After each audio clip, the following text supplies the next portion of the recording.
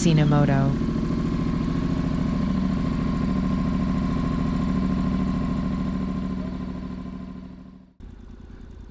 Well, I'm out here to show off my bike a little bit more. I did a couple of more things to it from the last time I shot here, which was in August. The name of this video is See and Be Seen. So things I did to my bike to help me see others and to help others see me. And just a couple of things that I think everybody has already heard about. First thing I did was, and you probably saw this on another video, was I changed the mirrors out.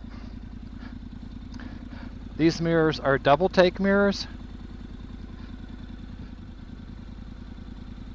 Now I thought that the stock mirrors were just fine as far as the actual visibility and the quality of the glass. That was just fine.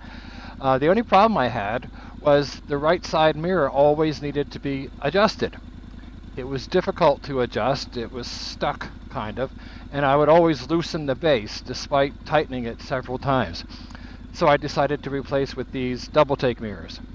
And they use a modified round ball kind of situation here.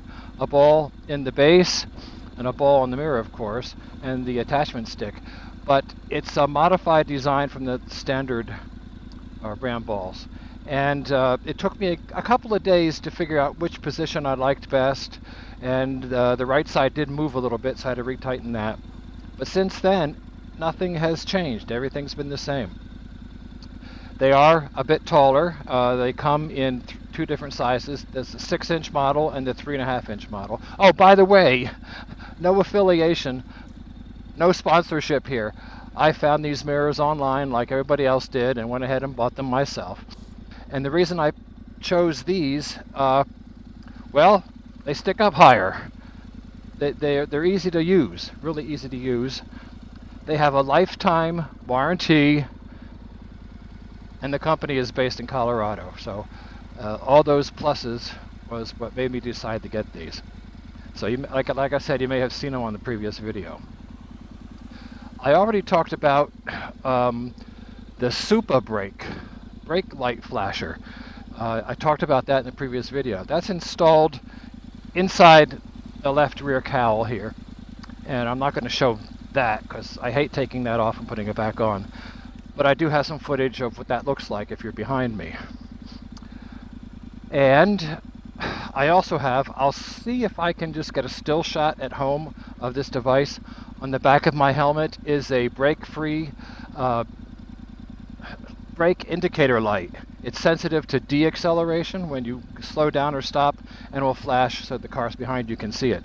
Again, you'll see that in the video that I already shot of me riding away from the camera.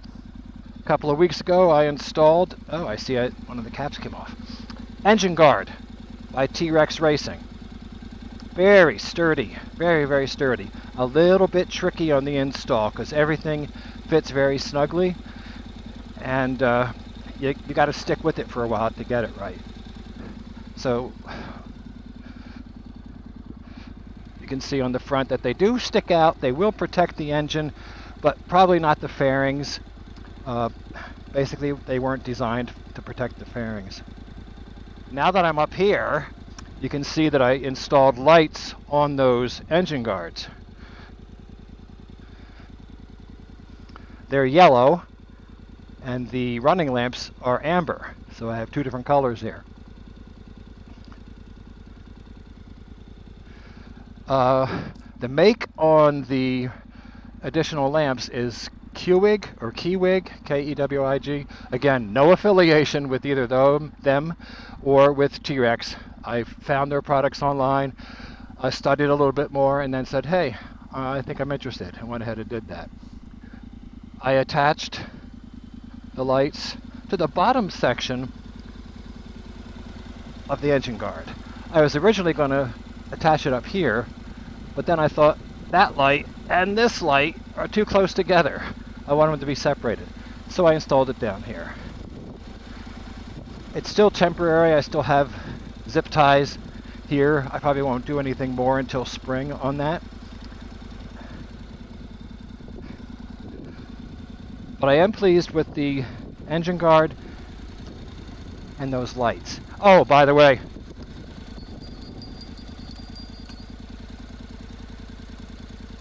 that's my gremlin bell.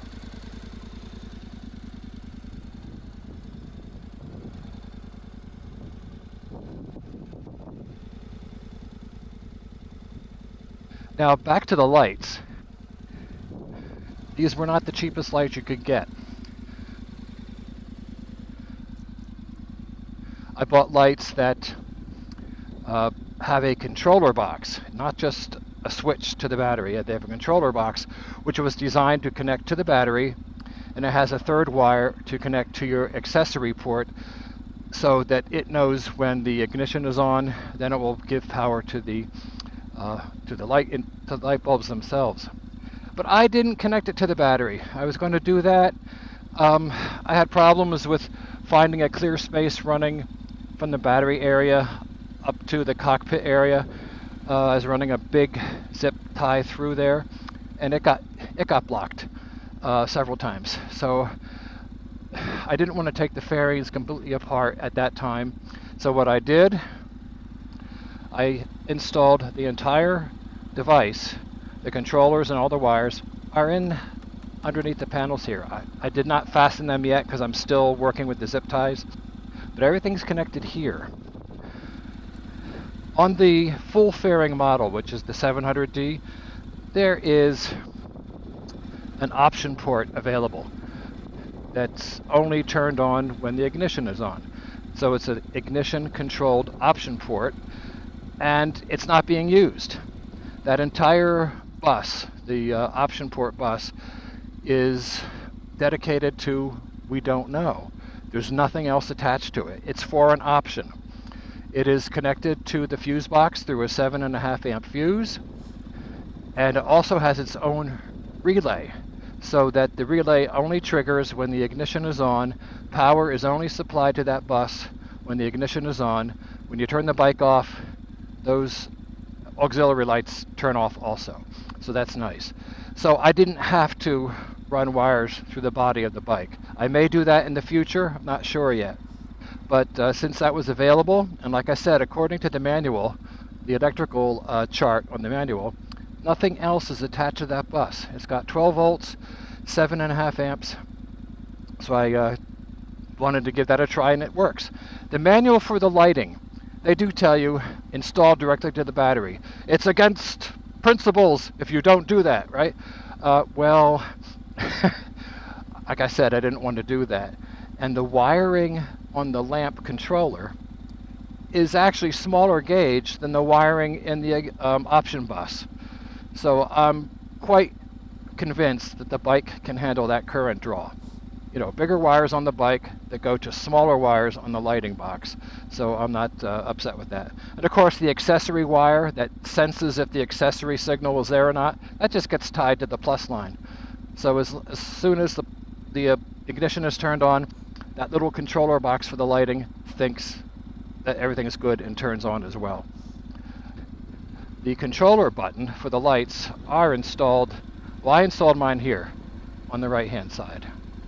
And it's on and off, passing the passing light and the flashers. Let's talk about that.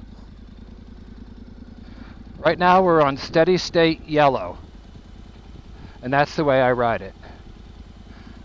If I give the button a press, it should be steady state white. Yeah. I don't know if there's any problem with riding with white lights on, but I've been riding with yellow. And I'll give that button 2 clicks.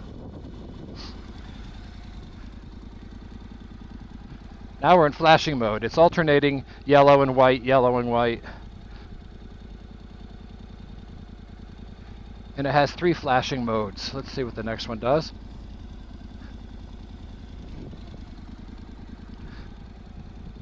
That's a real flash. The flash is white and then the non-flash is yellow. So that's cool. Don't know when I'd use them. Maybe if it's a hazard situation, I would put them on to alert people next to me. And if you don't feel like you want to be special, you can just turn the lights off. Now on the riding footage that I shot yesterday, you can see when all 4 lights are lit, it's quite visible. It kind of looks like an airship coming in, but that's what I wanted.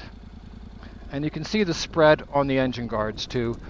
Not huge at all, but there are those plastic pucks on either side that stick out a little bit more to help protect. But like I said, the full fairing model, the fairings are going to get scuffed up quite a bit, I would think, if she took a dip, if I took a spill with it.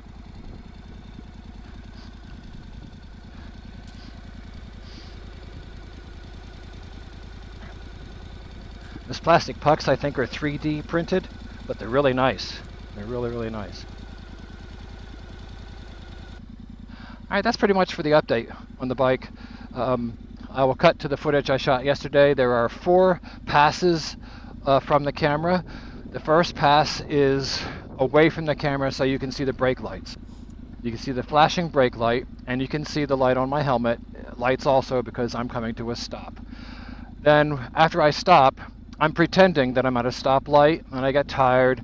I put the right foot down, and then I do what Super Brake allows you to do, is that if you're on the brake at a stoplight and you just flash the brake handle, just off on, it has to be under a half a second, then you'll get flashes on the back to alert somebody behind you that you think is coming up too fast.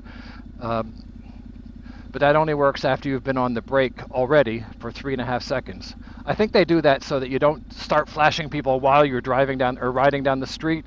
They don't want that to happen. So when you're actually on the brake for 3.5 seconds, then that quick flash of the brake handle will work. Also works on the foot brake too. It's not just the handle brake. So you'll see that. The second pass away from the camera is just an ordinary stop. Just come to a stop. You can see the brake light flash and the light on my helmet flash. The next 2 passes are toward the camera, so you can see what the bike looks like when it's fully lit and approaching someone. And that's kind of it.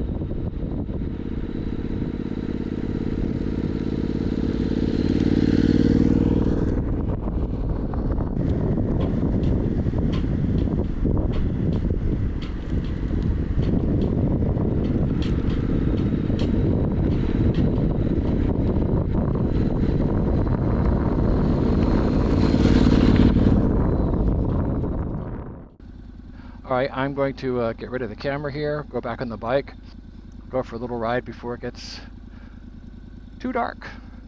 Thanks for watching. Happy New Year. Happy 2025.